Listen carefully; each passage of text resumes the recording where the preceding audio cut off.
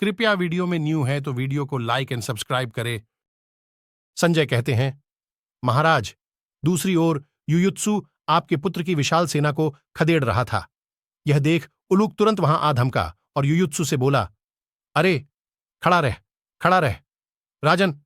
तब युयुत्सु ने तीखी धार वाले बाण से महाबली उलूक को उसी प्रकार पीट दिया जैसे इंद्र पर्वत पर वज्र का प्रहार करते हैं। इससे उलूक को बड़ा क्रोध हुआ।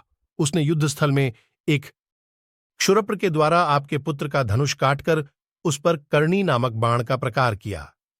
युयुत्सु ने उस कटे हुए धनुष को फेंककर क्रोध में आंखें लाल करके दूसरा अत्यंत वेगशाली एवं विशाल धनुष हाथ में लिया। भरत श्रेष्ठ, उसने शकुनिपुत्र उलूक को 60 बाणों से बेध दिया और 3 बाणों से उसके सिर को पीड़ित किया। तत्पश्चात उसे और भी घायल कर दिया। तब उलूक ने संग्राम भूमि में कुपित हो स्वर्णभूषित 20 बाणों से युयुत्सु को घायल करके उनके सुवर्णमय ध्वज को भी काट डाला। राजन, ध्वज का दंड कट जाने पर युयुत्सु का वह विशाल कांचन ध्वज छिन्न भिन्न हो उसके सामने ही गिर पड़ा। अपने ध्वज का यह विध्वंस देखकर युयुत्सु क्रोध से मूर्छित सा हो गया और उसने 5 बाणों से उलूक की छाती भेद डाली। माननीय भरतभूषण, उलूक ने तेल से साफ किए हुए भल्ल के द्वारा युयुत्सु के सारथी का मस्तक काट डाला। उस समय युयुत्सु के सारथी का वह कटा हुआ मस्तक पृथ्वी पर उसी भांति गिरा मानो आकाश से भूतल पर कोई विचित्र तारा टूट पड़ा हो। तत्पश्चात उल्लूक ने युयुत्सु के 4 घोड़ों को भी मार डाला और 5 बाणों से उसे भी घायल कर दिया। उस बलवान वीर के द्वारा अत्यंत घायल हो युयुत्सु को पराजित करके उलूक तुरंत ही पांचालों और सृंजियों की ओर चला गया और उन्हें तीखे बाणों से मारने लगा। राजन, दूसरी ओर आपके पुत्र श्रुतकर्मा ने बिना किसी घबराहट के आधे निमेष में ही शतानिक के रथ को घोड़ों और सारथी से शून्य कर दिया। मान्यवर, महारथी शतानिक ने कुपित होकर अपने अश्वहीन रथ पर खड़े रहकर ही आपके पुत्र के ऊपर गदा का प्रहार किया। भारत, वह गदा तुरंत ही श्रुतकर्मा के रथ, घोड़ों और सारथी को भस्म करके पृथ्वी को विदीर्ण करती हुई सी गिर पड़ी। कुरुकुल की कीर्ति बढ़ाने वाले वे दोनों वीर रथहीन हो एक दूसरे को देखते हुए युद्धस्थल से हट गए। आपका पुत्र श्रुतकर्मा घबरा गया। वह विवित्सु के रथ पर जा चढ़ा और शतनिक भी तुरंत ही प्रतिविंध्य के रथ पर चला गया। दूसरी ओर शकुनी अत्यंत कुपित हो अपने तीखे बाणों से सुतसोम को घायल करके भी उसे विचलित न कर सका। ठीक उसी तरह जैसे जल का प्रवाह पर्वत को नहीं हिला सकता। भरतनंदन, सुतसोम ने अपने पिता के अत्यंत बैरी शकुनी को सामने देखकर उसे कई हजार बाणों से आच्छादित कर दिया, परंतु शकुनी ने तुरंत ही दूसरे बाणों द्वारा सुतसोम के बाणों को काट डाला। वह शीघ्रतापूर्वक अस्त्र चलाने वाला, विचित्र युद्ध में कुशल और युद्धस्थल में विजयश्री से सुशोभित होने वाला था। उसने सम्रांगण में अपने तीखे बाणों से सुतसोम के बाणों का निवारण करके अत्यंत कुपित हो 3 बाणों द्वारा सुतसोम को भी घायल कर दिया। महाराज, आपके साले ने सुतसोम के घोड़ों को तथा ध्वज और सारथी को भी अपने बाणों से तिल तिल करके काट डाला। इससे सब लोग हर्ष सूचक कोलाहल करने लगे। मान्यवर, घोड़े, रथ और ध्वज के नष्ट हो जाने पर धनुर्धर सुतसोम अपने हाथ में श्रेष्ठ धनुष लिए रथ से उतरकर धरती पर खड़ा हो गया। फिर उसने शिला पर तेज किए हुए सुवर्णमय पंख वाले बहुत से बाण छोड़े। उन बाणों द्वारा समरभूमि में उसने आपके साले के रथ को ढक दिया। उसके बाण समूह टिड्डी दलों के समान जान पड़ते थे।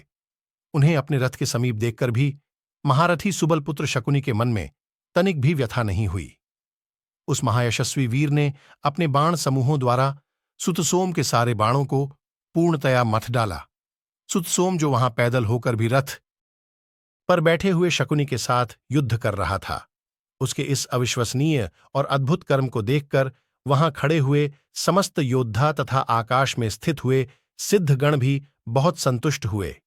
राजन, उस समय शकुनी ने अत्यंत वेगाशाली और झुकी हुई गांठ वाले तीखे भल्लों द्वारा सुतसोम के धनुष, तर्कस तथा अन्य सब उपकरणों को भी नष्ट कर दिया। रथ तो नष्ट हो ही चुका था। जब धनुष भी कट गया तब सुतसोम ने वैदुर्यमणि तथा नील कमल के समान श्याम रंग वाले हाथी के दांत की बनी हुई मूठ से युक्त खड्ग को ऊपर उठाकर बड़े जोर से गर्जना की। बुद्धिमान सुतसोम के उस निर्मल आकाश के समान कांति वाले खड्ग को घुमाया जाता देख शकुनी ने उसे अपने लिए काल दंड के समान माना। महाराज, सुतसोम शिक्षा और बल दोनों से संपन्न था। वह खड्ग लेकर सहसा उसके 14 मंडल पैंतरे दिखाता हुआ रणभूमि में सब ओर विचरने लगा। उसने युद्धस्थल में भ्रांत, उद्भ्रांत, आबिद्ध, आप्लुत, प्लुत, सूत, संपात और समुदीर्ण आदि गतियों को दिखाया। तब पराक्रमी सुबलपुत्र ने सुतसोम पर बहुत से बाण चलाए, परंतु उसने अपने उत्तम खड्ग से निकट आते ही उन सब बाणों को काट गिराया। महाराज, इससे शत्रुओं का संहार करने वाले सुबलपुत्र शकुनी को बड़ा क्रोध हुआ। उसने सुतसोम पर विषधर सर्पों के समान बाणों की वर्षा आरंभ कर दी, परंतु गरुड़ के तुल्य पराक्रमी सुतसोम ने अपने शिक्षा और बल के अनुसार युद्ध में फुर्ती दिखाते हुए खड्ग से उन सब बाणों के टुकड़े टुकड़े कर डाले। राजन! सुतसोम जब अपनी चमकीली तलवार को मंडलाकार घुमा रहा था, उसी समय शकुनी ने तीखे क्षुर्प से उनके टुकड़े कर दिए। वह महान खड्ग कटकर सहसा पृथ्वी पर गिर पड़ा। भारत! सुंदर मूठ वाले उस खड्ग का आधा भाग सुतसोम के हाथ में ही रह गया। अपने उस खड्ग को कटा हुआ जान महारथी, सुतसोम ने 6 पग ऊंचे उछलकर उसके शेष भाग को ही शकुनी पर दे मारा। वह स्वर्ण और हीरे से विभूषित कटा हुआ खड्ग रणभूमि में महामना शकुनी के धनुष को प्रत्यंछा सहित काटकर तुरंत ही पृथ्वी पर गिर पड़ा। तत्पश्चात सुतसोम श्रुतकीर्ति के विशाल रथ पर चढ़ गया। उधर शकुनी भी दूसरा अत्यंत दुर्जय एवं भयंकर। संजय कहते हैं, राजन, इसी समय भगवान श्री कृष्ण ने अर्जुन को धर्मराज युधिष्ठिर का दर्शन कराते हुए से इस प्रकार कहा, पांडुनंदन, ये तुम्हारे भाई कुंती कुमार युधिष्ठिर हैं, जिन्हें मार डालने की इच्छा से महाबली महाधनुर्धर धृतराष्ट्रपुत्र शीघ्रतापूर्वक इनका पीछा कर रहे हैं। रणदुर्मद महाबली पांचाल सैनिक महात्मा युधिष्ठिर की रक्षा करते हुए बड़े रोष और आवेश में भरकर उनके साथ जा रहे हैं। पार्थ, यह संपूर्ण जगत का राजा दुर्योधन कवच धारण करके रथसेना के साथ राजा युधिष्ठिर का पीछा कर रहा है। पुरुष सिंह, जिनका स्पर्श विषधर सर्पों के समान भयंकर है तथा जो संपूर्ण युद्ध कला में निपुण है, उन भाइयों के साथ बलि दुर्योधन राजा युधिष्ठिर को मार डालने की इच्छा से उनके पीछे लगा हुआ है। जैसे याचक किसी श्रेष्ठ पुरुष को पाना चाहते हैं, उसी प्रकार हाथी, घोड़े, रथ और पैदलों सहित ये दुर्योधन के सैनिक युधिष्ठिर को पकड़ने के लिए उन पर चढ़ाई करते हैं। देखो, जैसे अमृत का अपहरण करने की इच्छा वाले दैत्यों को इंद्र और अग्नि ने बारंबार रोका था, उसी प्रकार ये दुर्योधन के सैनिक सात्यकी और भीमसेन के द्वारा अवरुद्ध होकर पुन खड़े हो गए हैं। जैसे वर्षा काल में जल के प्रवाह अधिक होने के कारण समुद्र तक चले जाते हैं, उसी प्रकार ये कौरव महारथी बहुसंख्यक होने के कारण पुन बड़ी उतावली के साथ पांडुपुत्र युधिष्ठिर पर चढ़े जा रहे हैं। वे बलवान और महाधनुर्धर कौरव सिंहनाद करते, शंख बजाते और अपने धनुष को कंपाते हुए आगे बढ़ रहे हैं। मैं तो समझता हूं कि इस समय कुंती पुत्र युधिष्ठिर दुर्योधन के अधीन हो मृत्यु के मुख में चले गए हैं अथवा प्रज्वलित अग्नि की आहुति बन गए हैं। पांडुनंदन, दुर्योधन की सेना का जैसा व्यूह दिखाई दे रहा है, उससे यह जान पड़ता है कि उसके बाणों के मार्ग में आ जाने पर इंद्र भी जीवित नहीं छूट सकते। क्रोध में भरे हुए यमराज के समान शीघ्रतापूर्वक बाण समूहों की वर्षा करने वाले वीर दुर्योधन का वेग इस युद्ध में कौन सह सकता है। वीर दुर्योधन, अश्वत्थामा, कृपाचार्य तथा कर्ण के बाणों का वेग पर्वतों को भी विदीर्ण कर सकता है। कर्ण ने शत्रुओं को संताप देने वाले, शीघ्रतापूर्वक हाथ चलाने वाले, बलवान विद्वान और युद्ध कुशल राजा युधिष्ठिर को युद्ध से विमुख कर दिया है। धृतराष्ट्र के महाबली शूरवीर पुत्रों के साथ रहकर राधापुत्र कर्ण रणभूमि में पांडव श्रेष्ठ युधिष्ठिर को अवश्य पीड़ा दे सकता है। संग्राम में जूझते हुए संयतचित्त कुंती कुमार युधिष्ठिर के कवच को इन दुर्योधन आदि कुंती कुमार युधिष्ठिर के कवच को इन दुर्योधन आदि धृतराष्ट्र पुत्रों तथा अन्य महारथियों ने नष्ट कर दिया है। भरतकुल शिरोमणि राजा युधिष्ठिर उपवास करने से अत्यंत दुर्बल हो गए हैं। ये ब्राह्मबल में स्थित हैं, क्षात्रबल प्रकट करने में समर्थ नहीं हैं। शत्रुओं को तपाने वाले ये पांडुपुत्र राजा युधिष्ठिर कर्ण के साथ युद्ध करके प्राण संकट की अवस्था में पहुंच गए हैं। पार्थ, मुझे जान पड़ता है कि महाराज युधिष्ठिर जीवित नहीं है, क्योंकि अमर्षशील शत्रुदमन भीमसेन संग्राम में विजय से उल्लसित हो बड़े बड़े शंख बजाते और बारंबार गरजते हुए धृतराष्ट्र पुत्रों का सिंहनाद चुपचाप सहन करते हैं। भरत श्रेष्ठ, वह कर्ण महाबली धृतराष्ट्र पुत्रों को यह प्रेरणा दे रहा है कि तुम सब लोग मिलकर पांडुपुत्र युधिष्ठिर को मार डालो। पार्थ, कौरव महारथी स्थूणाकर्ण, इंद्रजाल, पाशुपत तथा अन्य प्रकार के शस्त्र समूहों से राजा युधिष्ठिर को आच्छादित कर रहे हैं। भारत, राजा युधिष्ठिर आतुर एवं सेवा के योग्य कर दिए गए हैं, जैसा कि पांडवों सहित पांचाल उनके पीछे पीछे सेवा के लिए जा रहे हैं। शीघ्रता के अवसर पर शीघ्रता करने वाले संपूर्ण शस्त्रधारियों में श्रेष्ठ बलवान पांडव योद्धा युधिष्ठिर का ऐसी अवस्था में उद्धार करने के लिए उत्सुक दिखाई देते हैं मानो वे पाताल में डूब रहे हों। पार्थ, राजा का ध्वज नहीं दिखाई देता है। कर्ण ने अपने बाणों द्वारा उसे काट डाला है। भरतनंदन, प्रभो, यह कार्य उसने नकुल सहदेव, सात्यकी, शिखंडी, धृष्टद्युम्न, भीमसेन, शतानीक, समस्त पांचाल सैनिक तथा चेदिदेशीय योद्धाओं के देखते देखते किया है।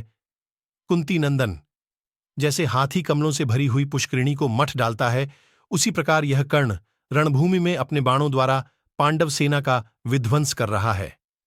पांडुनंदन, ये तुम्हारे रथी भागे जा रहे हैं। पार्थ, देखो देखो, ये महारथी भी कैसे खिसके जा रहे हैं। भारत, कर्ण के बाणों से मारे गए ये मतवाले हाथी आतिनाद करते हुए 10 दिशाओं में भाग रहा है। कुंती कुमार, रणभूमि में शत्रुसूदन कर्ण के द्वारा खदेड़ा हुआ यह रथियों का समूह सब ओर पलायन कर रहा है। ध्वज धारण करने वाले रथियों में श्रेष्ठ अर्जुन, देखो सूतपुत्र के रथ पर कैसी ध्वजा फहरा रही है।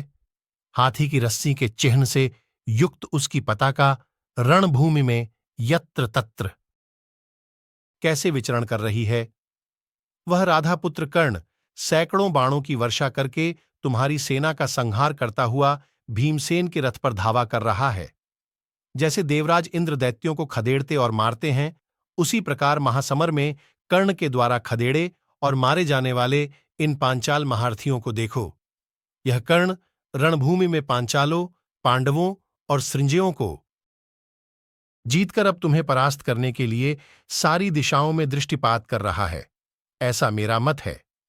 अर्जुन, देखो, जैसे देवराज इंद्र शत्रु पर विजय पाकर देवा समूहों से घिरे हुए शोभा पाते हैं, उसी प्रकार यह कर्ण कौरवों के बीच में अपने धनुष को खींचता हुआ सुशोभित हो रहा है। कर्ण का पराक्रम देखकर ये कौरव योद्धा रणभूमि में पांडवों और सृंजियों को सब ओर से डराते हुए जोर जोर से गर्जना करते हैं।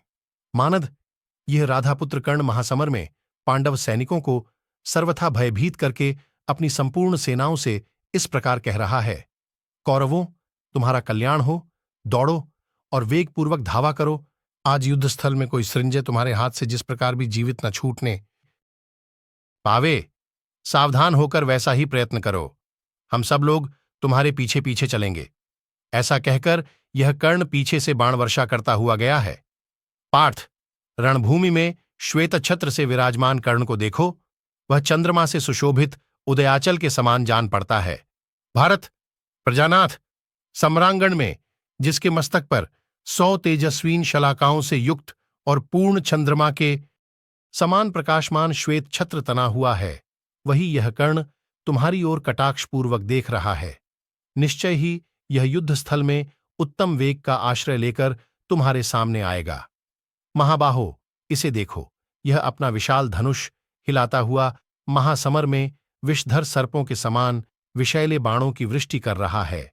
शत्रुओं को संताप देने वाले कुंती कुमार, वह देखो, तुम्हारे वानर ध्वज को देखकर समर में तुम्हारे साथ द्वैरथ युद्ध चाहता हुआ राधापुत्र कर्ण इधर लौट पड़ा है। जैसे पतंग प्रज्वलित आग के मुख में आ पड़ता है, उसी प्रकार यह कर्ण अपने वध के लिए ही तुम्हारे पास आ रहा है। भारत, कर्ण को अकेला देख उसकी रक्षा के लिए धृतराष्ट्र पुत्र दुर्योधन भी रथ सेना से घिरा हुआ इधर ही लौट रहा है। तुम यश, राज्य और उत्तम सुख की अभिलाषा रखकर इन सब के साथ दुष्टात्मा कर्ण का प्रयत्नपूर्वक वध कर डालो। पार्थ, जैसे देवासुर संग्राम में देवताओं और दानवों का युद्ध हुआ था, उसी प्रकार जब तुम दोनों विश्वविख्यात वीरों में सोत्साह युद्ध होने लगे, उस समय समस्त कौरव तुम्हारा पराक्रम देखें। भरत श्रेष्ठ, अत्यंत क्रोध में भरे हुए तुमको और कर्ण को देखकर उस क्रोधी दुर्योधन को कोई उत्तर नहीं सूझ पड़ेगा। भरत भूषण कुंती कुमार, तुम अपने को पुण्यात्मा तथा राधापुत्र कर्ण को धर्मात्मा युधिष्ठिर का अपराधी समझकर अब समयोचित कर्तव्य पालन करो। युद्ध विषयक श्रेष्ठ बुद्धि का आश्रय लेकर तुम रथयूथ पति कर्ण पर चढ़ाई करो।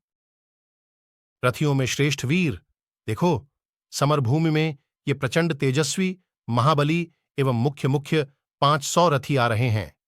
कुंती नंदिन, ये सब के सब संगठित हो 10 लाख पैदल योद्धाओं को साथ ले आ रहे हैं। वीर, द्रोणपुत्र अश्वत्थामा को आगे करके एक दूसरे के द्वारा सुरक्षित यह सेना तुम पर आक्रमण कर रही है। तुम शीघ्र ही इसका संहार कर डालो। इस रथ सेना का संहार करके विश्वविख्यात महाधनुर्धर बलवान सूतपुत्र कर्ण के सामने स्वयं ही अपने आप को प्रकट करो।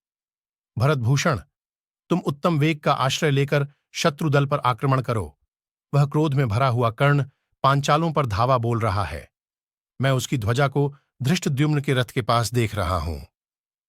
परंतु मैं समझता हूं कर्ण पांचालों पर अवश्य ही आक्रमण करेगा। भरतश्रेष्ठ पार्थ, मैं तुमसे एक प्रिय समाचार कह रहा हूं।